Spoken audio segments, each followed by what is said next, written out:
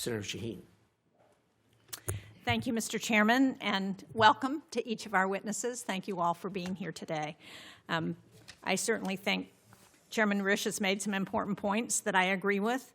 We've worked closely together on the Chinese Communist Party's, the CCP's, malign activities in the past, activities like supporting Taiwan and Lithuania that we've worked together on in the face of Beijing's economic coercion, voting to protect America's user data from being captured by the CCP on TikTok. I think these concerns, as are so many of the concerns about China, very bipartisan. Just last week at our hearing, senators from both sides of the aisle highlighted the danger posed by China's efforts at the United Nations. Today, China is targeting and exploiting open societies with every tool that they have. They leverage corrupt investments over decision makers in Africa and Latin America. They've tried to buy off politicians in Australia and New Zealand to undermine democratic elections. They control strategic ports in places like Sri Lanka and Piraeus in Greece. And they conduct covert espionage against American industries from advanced science to aerospace to AI. Given the stakes, I hope each of you today will share recommendations that we can take as policymakers. Something that I really want to zero in on is the growing cooperation between Beijing and Moscow. At the summit here in Washington last year, NATO labeled China a decisive enabler of Russia's war in Ukraine. But as we've seen, this partnership goes both ways. Russia has a lot to teach China when it comes to disinformation campaigns. Even before the invasion of Ukraine, Russia's Ministry of Digital Development, Communication, and Mass Media was partnering with China's National Radio and Television Administration. So when Russia published lies about biolabs in Ukraine, the Global Times, a Chinese Communist Party outlet, picked up the story.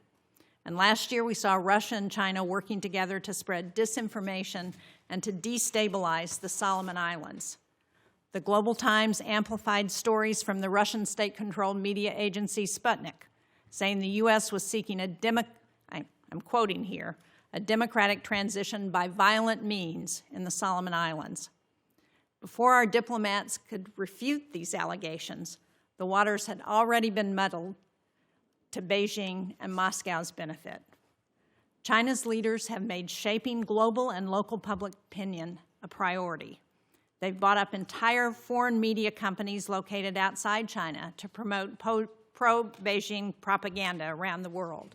They've also targeted fact-based journalists with The New Yorker, The Economist, The New York Times, The Guardian, and others. And in many of the worst instances, they've gone after female journalists of Asian descent with harassment, trolling, and threats. The Chinese diaspora and human rights groups are also targets.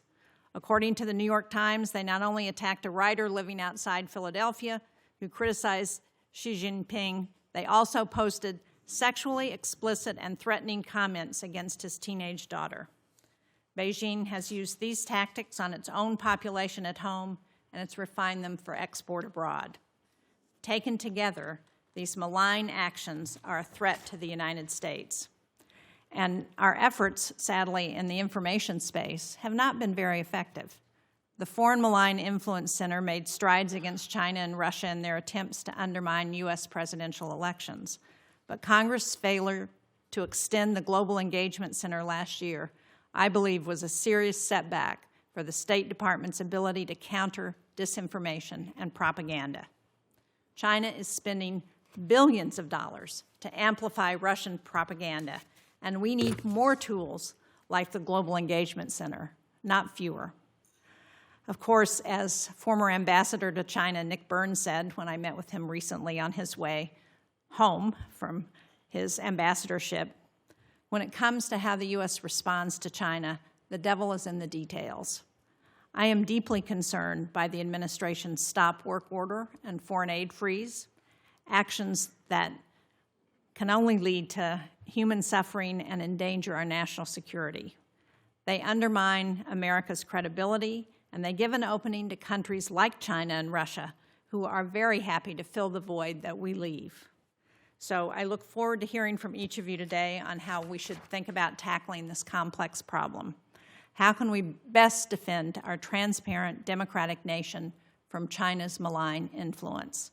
How do we position the United States for a future that benefits all Americans? Thank you, Mr. Chairman. Thank you, Senator Shaheen. We'll now proceed to our witnesses who we're going to hear from today. And let me say, first of all, that the issue, as we've just heard, is not a partisan issue, but one that, as far as the problem is concerned, we're very much in agreement on. We have a really distinguished panel here today.